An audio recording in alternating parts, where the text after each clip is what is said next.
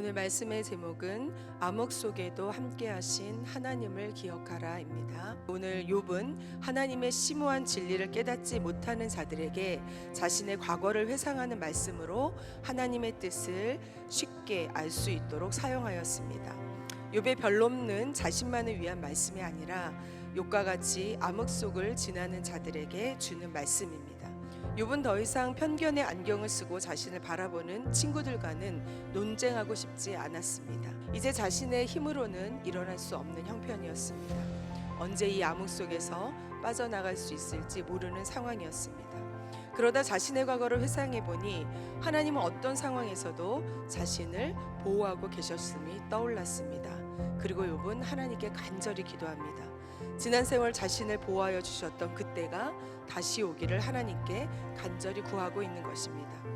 현재의 고난이 감당할 수 없을 정도로 고통스럽지만 고난과 슬픔 속에서 나의 힘이 아닌 하나님의 은혜로 다시 일어설 수 있었던 것을 떠오르면 어느새 힘이 나고 지금의 고난도 이겨낼 수 있을 것이라는 믿음이 커져갑니다. 어떤 상황 속에서도 자신을 보호해 주신 하나님의 은혜가 떠올랐습니다.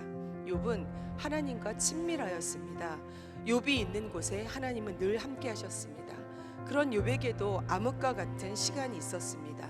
암흑의 시간을 아예 없게 해주신 것이 아니라 어두운 시절을 지날 때에도 하나님은 그를 떠나지 않으셨다는 것이 핵심인 것입니다. 3절에 보니 하나님께서 보호해 주셨을 때에는 암흑 속에 있어도 하나님의 등불이 욥의 머리에 비추어 그 빛 때문에 어둠 속을 활보할 수 있었다라고 고백하고 있습니다. 욥은 사무치게 하나님의 은혜를 다시 구하고 있습니다. 내가 왕성하던 날로 다시 돌아가고 싶다는 것입니다. 그가 왕성하였던 때는 하나님이 욥의 집에 기름을 발라주셨던 때입니다. 기름을 발라주셨다라는 것은 하나님이 함께 하셨다라는 표현입니다. 하지만 욥은 이렇게 잘 나가는 것이 자신의 능력이라고 생각하지 않았습니다.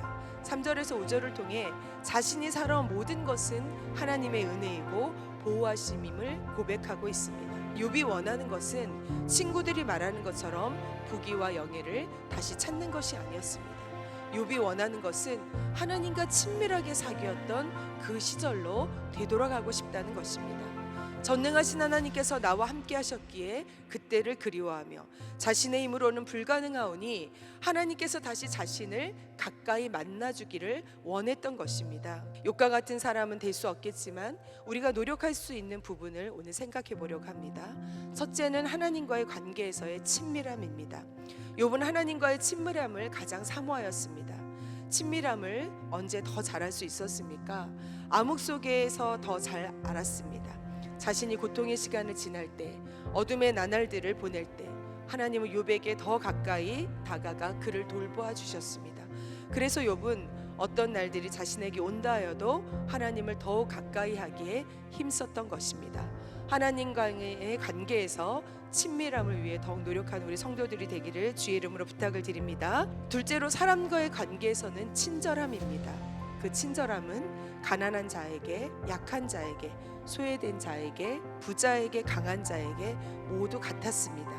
그러한 친절함이 부자들과 현자들 또 악인들마저도 그에게 머리를 조아리게 만드는 인격이었습니다.